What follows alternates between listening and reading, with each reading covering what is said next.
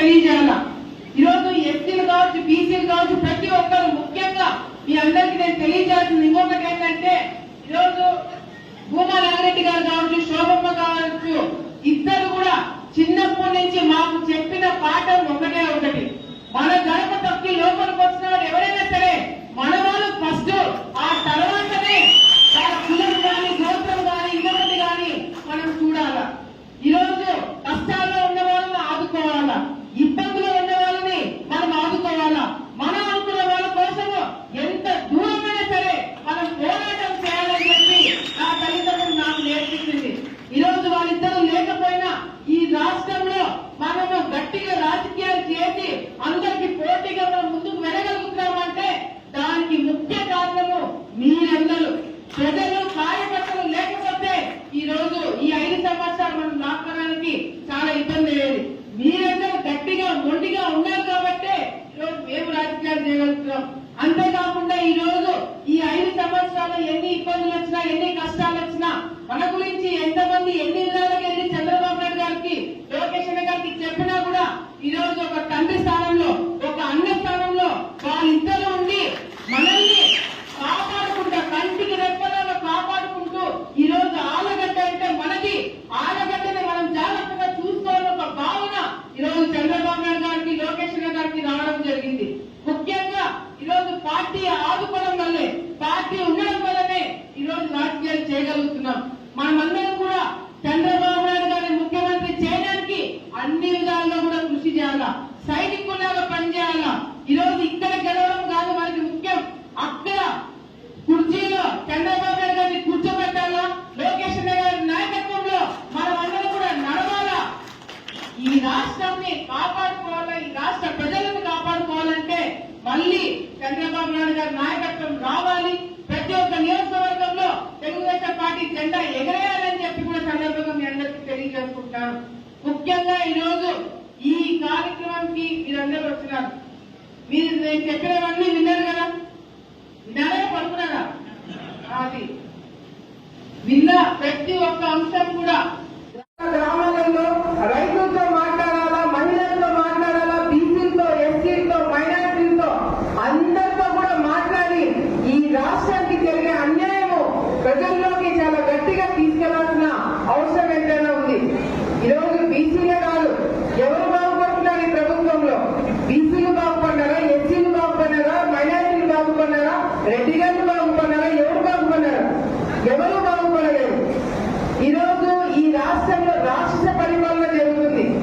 రాక్షస పరిపాలన ఎందుకంటున్నామంటే తన మన తేడా లేకుండా ప్రతి ఒక్కరిని వాళ్ళు ఎదగాలంటే ప్రతి ఒక్కరిని కూడా తొక్కుకుంటూ వెళ్ళాలి ఒక ఆలోచనతో ఈరోజు వైసీపీ నాయకులు ఉన్నారు.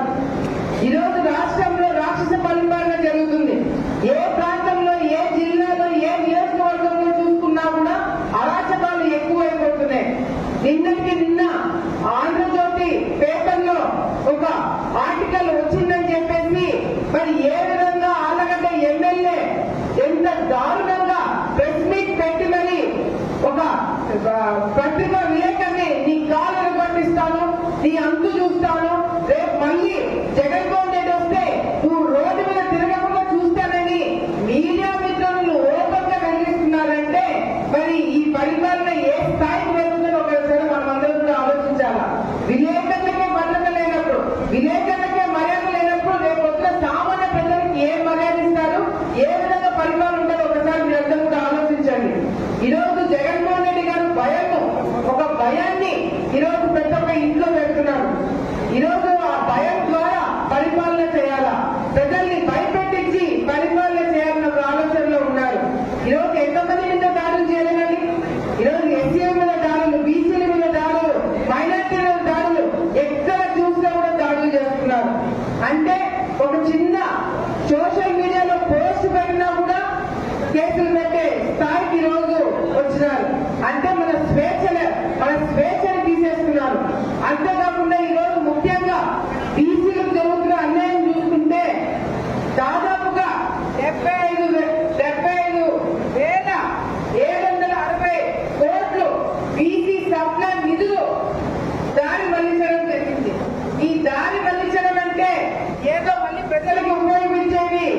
కార్యక్రమం చేయలేదు.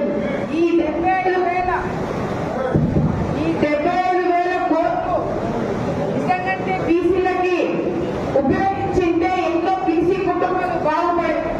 కానీ ఈ ప్రభుత్వం వచ్చిన తర్వాత మీ అందరూ కూడా చూసే ఉంటారు, ఎక్కడ పడితే అక్కడ బిల్డింగ్లకి ప్రతి ఒక్కరు కూడా చెప్పుకోగలుగుతారు. ఎందుకంటే బీసీలకు ఆ విధంగా ఆదుకున్నారు తెలుగుదేశం పార్టీ. అంతేకాకుండా ఈ రాష్ట్రంలో దాదాపుగా 14 లక్షల ఎకరాలు కబ్జాకి గురైంది. అసైన్ భూములు 14 లక్షల ఎకరాలు కబ్జాకి గురైతే దాంట్లో ఎక్కువ శాతము ఇబ్బందులు పడింది బీసీ సోదరులు.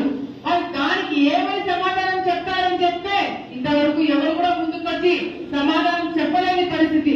అంతేకాకుండా ఈరోజు 70,000 బీసీ బ్యాక్లాగ్ లో పోస్టులు భర్తీ చేయలేదు. ఈ ఎందుకు భర్తీ చేయలేదంటే దానికి సమాధానం లేదు. ఎప్పుడైనా జగన్మోహన్ రెడ్డి గారు ముందుకు వచ్చి మీడియా మిత్రులతో మాట్లాడతారే కదా, ప్రజల గురించి మాట్లాడతామే కదా, ఎంతసేపు చంద్రబాబు నాయుడు గారిని తిట్టడమే తప్ప బీసీలలో ఉన్న చదువుకున్న పిల్లలకి ఉద్యోగాలు ఎక్కడ తెప్పియాలా, బీసీ వర్గాలని ముందుకు ఎక్కడ తీసుకురావాలన్న ఆలోచన ఎవరికి లేదు. ఏమనంటే కార్పొరేషన్లు పెట్టామంటారు. ఈ పైన కూర్చోడానికి కుర్చీలు ఉన్నాయి. ఆ కార్పొరేషన్ లో సంబంధించిన చైర్మన్లకు కానీ వాళ్ళకున్న మెంబర్లకు కానీ కూర్చోడానికి కుర్చీలు కూడా లేవు. కాఫీ ఇచ్చే నాకుడు లేదు. ఇంకా నిధుల నుంచి వస్తాయి, మీకు ఎప్పుడు బాగుపడతారు, ఎప్పుడు బయటికి వస్తారు. కేవలము ఆ కార్పొరేషన్ వాడుకొని మళ్ళీ అప్పు చేయడానికి ఆ కార్పొరేషన్లు పెట్టారే తప్ప బీసీలకి న్యాయం చేయడానికి కాదని మీరందరూ కూడా గుర్తుపెట్టుకోవాలా. అంతేకాకుండా 13 బీసీ భవనాలు నిర్మించడానికి చంద్రబాబు నాయుడు గారు సంతకం పెట్టడం జరిగింది. చాలా చోట్ల నిర్మాణం మొదలు పెట్టడం జరిగింది. ఈ ప్రభుత్వం వచ్చిన తర్వాత 13 బీసీ భవనాలు దాదాపుగా 1000కి పైన కమ్యూనిటీ హాల్స్ అన్ని కూడా మధ్యలోనే ఆపేయడం జరిగింది. దీనికి ఏమైనా సమాధానం చెప్తారంటే ఏమి సమాధానం లేదు. అన్నిటికన్నా ముఖ్యమైనది విదేశీ విద్య. గుర్తుందా? విదేశీ విద్య పథకం గుర్తుందా లేదా? ఎంతో మంది పేద విద్యార్థులు పక్క దేశాలకు వెళ్లి చదువుకోవాలంటే ఒక కళ. ఆ కళని నిజం చేయాలని చెప్పి విదేశీ విద్య పథకం ద్వారా పేద పిల్లలని విదేశాలకు పంపించి అక్కడ చదివించడానికి ఒక మంచి పథకం చంద్రబాబు నాయుడు గారి ప్రభుత్వంలో రావడం జరిగింది. ఈ ప్రభుత్వం వచ్చిన తర్వాత ఎంత దారుణంగా ఆలోచన కూడా లేకుండా మధ్యలోనే ఆ పథకాన్ని ఆపేయడం వల్ల చదువుకున్న పిల్లలందరూ కూడా మధ్యలోనే చదువు ఆపేసి మన దేశానికి తిరిగి రావడం జరిగింది. మధ్యలో రావడం వల్ల ఇక్కడ చదువు ముందుకు వెళ్ళలేక చాలా మంది పక్క రాష్ట్రాలకు వెళ్లి కూలి పనులు చేసుకోవాల్సిన కర్మ ఈరోజు మన రాష్ట్రంలో పిల్లలకు పట్టింది. రాజధాని లేని రాష్ట్రం ఏది?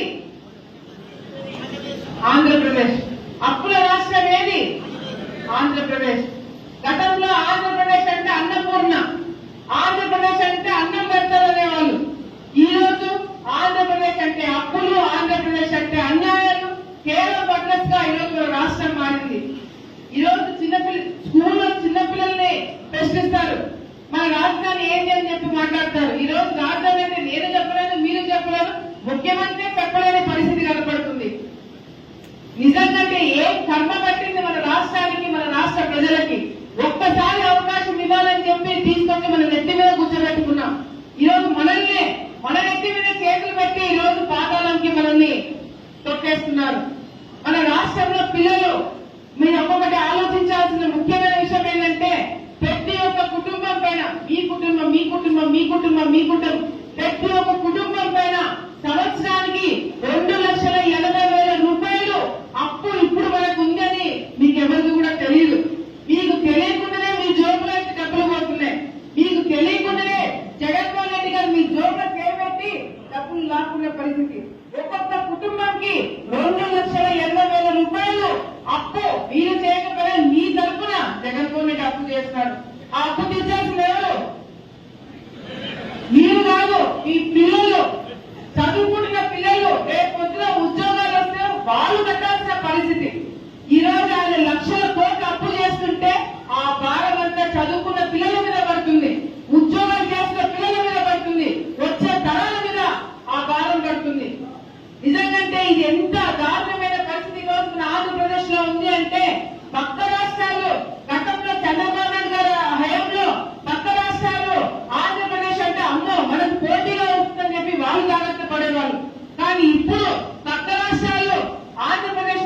జాలి పడుతున్నారు, అయ్యో పాపం అంటున్నారు, మీకు ముస్తి వేస్తామంటున్నారు. ఇది మన రాష్ట్ర పరిస్థితి ఈ రోజు అని చెప్పి కూడా సందర్భంగా మీ అందరికి మరొకసారి గుర్తు చేస్తున్నా. Hit TV presents like, share, comment. TV వాళ్ళకు కూడా నేను ఒక సర్ప్రైజ్ ఇద్దాం అనుకుంటున్నాను. మీరు మాత్రమే జెస్సీ ఎందుకు అయ్యారు? ఇలాంటి అమ్మాయిలకి పిలవడానికి బాగుంటుంది. చందు సాయికి like you and have a జనాలకి ఒక పేరు నచ్చిందంటే దీనికి ఒక ప్రాసెస్ ఉంటుంది. ఎందుకు బాక్స్ డైరెక్ట్కి వెళ్ళిపోదాం. ఏదైనా ఒకటి మర్చిపోయినావా నువ్వు? ఏం మర్చిపోయావు? ఏదో ఆ టైంకి మన సుడి బాగుంటే ఎవరన్నా చూపిస్తే రాయగలం కానీ డోర్ టు డోర్ సేల్స్ చేసేవాళ్ళు. శారీ వస్తుంది, శారీలో వెనకాల కట్టుకుని